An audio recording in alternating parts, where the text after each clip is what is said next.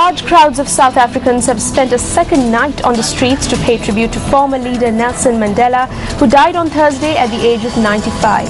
Yes, people have been remembering his legacy, dancing and singing in front of Mandela's former home in Soweto after they heard from President Jacob Zuma on Thursday that the statesman and Nobel Peace Prize laureate died peacefully at his Johannesburg home in the company of his family after a long illness.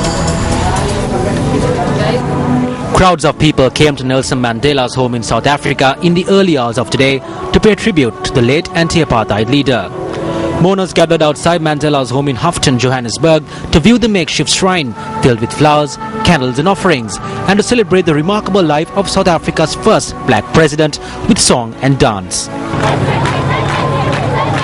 South African President Jacob Zuma visited the Johannesburg home of Nelson Mandela to pay his condolences to the anti-apartheid hero's family. Britain's Prince Charles remembered the happy memories he has of Nelson Mandela. He was a truly remarkable man, and I remember meeting him on various occasions, and he was very special with a wonderful sense of humour and that extraordinary ability for forgiveness and reconciliation. He was such a man of immense stature. Tributes poured in throughout the day for Mandela, who had been suffering for nearly a year from a recurring lung illness dating back to the 27 years he spent in apartheid jails, including the Robben Island penal colony. Nelson Mandela will be remembered for many things.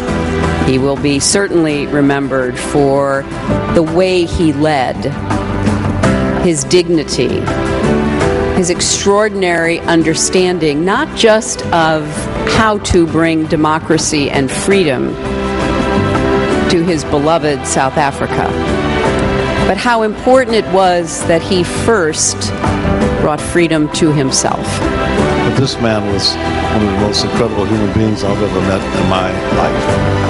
And I saw him go through the whole thing with Robben Island. He had 14 bodies of government he had trained, and he went to Algeria, which is a true training ground for terrorists, with the Green Berets and everything else. And he said, no, I don't want to do this. This is more bloodshed. They're all my people. The system is messed up. Let's go back to South Africa and do it the right way. Ukrainian pro-Europe demonstrators marked their protest with a minute of silence in remembrance of former South African President Nelson Mandela, while mourners also gathered in central London to mourn the passing of the former South African president.